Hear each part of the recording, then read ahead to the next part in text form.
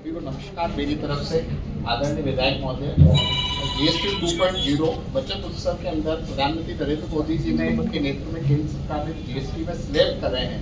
वो एक तरह से आमूलचूल स्लैब परिवर्तन हुए, क्योंकि पहले 4 रेट थी और उसके अंदर 5 भी था, 12% थी, 18 थी, 28 थी और एक हायर रेट 40% थी, एक रेट 40% भी थी।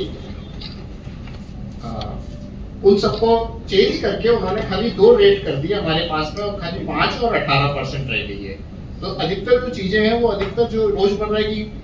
प्रत्येक व्यक्ति की रोजमर्रा की चीजें वो लगभग 5% की कर दर के अंदर आ गए हैं। और जो थोड़े ज्यादा जिनके ऊपर कुछ लग्जरी आइटम्स हैं उनको उन्होंने 28% का एक अलग 40% का स्लैब दिया, जिसमें कुछ जैसे कोल्ड ड्रिंक्स वगैरह है, सॉफ्ट ड्रिंक्स है, इस तरह की जो लग्जरी आइटम्स हैं या कार हैं एक 1400 सीसी से ऊपर वाले, उनको उन्होंने उसके अंदर शामिल करा।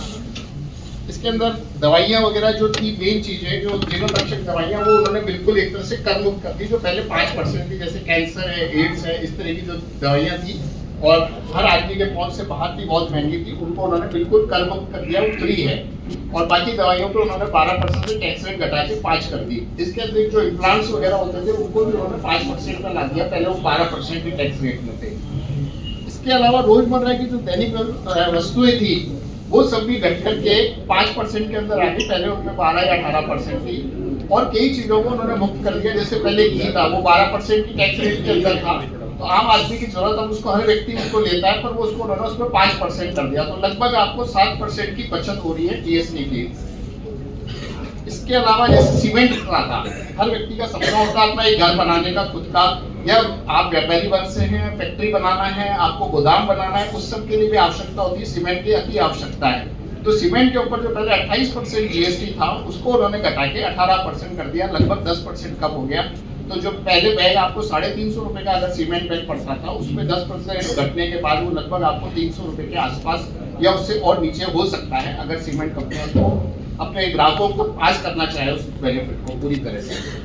इसके अलावा लाइफ इंश्योरेंस और हेल्थ इंश्योरेंस जो थे उनको उन्होंने एक तरह से बिल्कुल कर मुक्त कर दिया, जिसमें पहले आपको 18% जीएसटी लगती थी। तो ये एक तरह से आपको मान लो आपने किसी आवश्यकता, हर एक आदमी को अपने लाइफ इंश्योरेंस और हेल्थ इंश्योरेंस की आवश्यकता होती है, तो लाइफ और हेल्थ इंश्योरेंस के ऊपर उन्होंने बिल्कुल जीएसटी हटा दिया, इसको कर मुक्त कर दिया है। इसके अलावा आपके अगर आपको कोई ग्राहक है, अगर आपको कोई व्यापारी इस तरह की अगर आपकी कोई शिकायत होती है कि हमारे को जीएसटी की जो कम दर हुई है उसका कोई बेनिफिट नहीं देता है,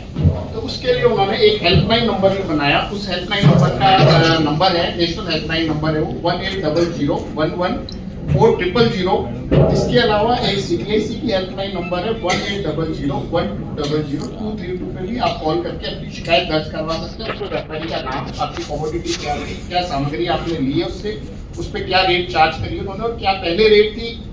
22 सितंबर के पहले और 22 सितंबर के बाद वो क्या रेट उसके ऊपर क्या कीमत में आपको माल दे रहे हैं।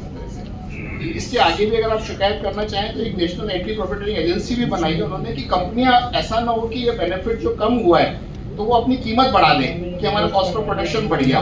जैसे सीमेंट कंपनी अगर वो अपना कॉस्ट ऑफ प्रोडक्शन बढ़ा देगी तो वो उन्होंने उस 10% का जो बेनिफिट हुआ वो आपको ग्राहकों तक पास नहीं हो पाएगा। तो उन्होंने उसकी जांच के लिए भी उन्होंने नेशनल एंटी प्रॉफिटरिंग एजेंसी भी बना रखी है। इसके अलावा मैडम ने कहा कि जैसे आप अपने व्यापार और इस तरह से अधिकतर व्यापारी वर्ग से लोग हैं, अपने व्यापार को किस तरह बढ़ाएं, तो इसमें आपके जो रॉ इनपुट्स होते हैं, अधिकतर इंडस्ट्री और उस इंडस्ट्रियल एरिया से आए हैं अधिकतर व्यापारी यहाँ पे, तो उनके जो इंडस्ट्रियल रॉ इनपुट्स हैं उनको भी उन्होंने 18% ला दिया, जो पहले कभी 28 और उसमें होता था। तो अब उनके पास ये है कि उनकी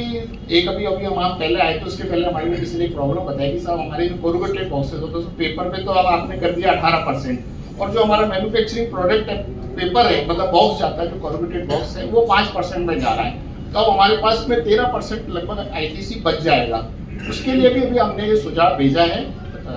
राज्य सरकार के माध्यम से और सीबीआईसी के माध्यम से भी, कि इसके ऊपर या तो उनको इन्वर्टेड ड्यूटी स्ट्रक्चर में उनको रिफंड के तहत उनको रिफंड दिया जाए, या उनको इसको वापस इसको जो पेपर के ऊपर जो 18% कराया उसको वापस 5 कर दिया जाए, ताकि उनको बेनिफिट उनका व्यापारियों की जो पूंजी है वो ब्लॉक नहीं हो। क्योंकि वर्किंग कैपिटल आप बैंक फाइनेंस से या किसी और तरीके फाइनेंस से लेते हैं, तो आपकी वर्किंग कैपिटल को ब्लॉक नहीं करा जाए, उसको या तो रिफंड के माध्यम से आपको दे दिया जाए या उसके ऊपर टैक्स रेट बराबर कर दी जाए, ताकि आपका इनपुट और आउटपुट जो टैक्स है वो बराबर लगे आपका। इसके अलावा अगर आप कोई और चीज पूछना चाहेंगे सर, कोई किसी की प्रॉब्लम्स सवाल है? हाँ, जी, ठीक है।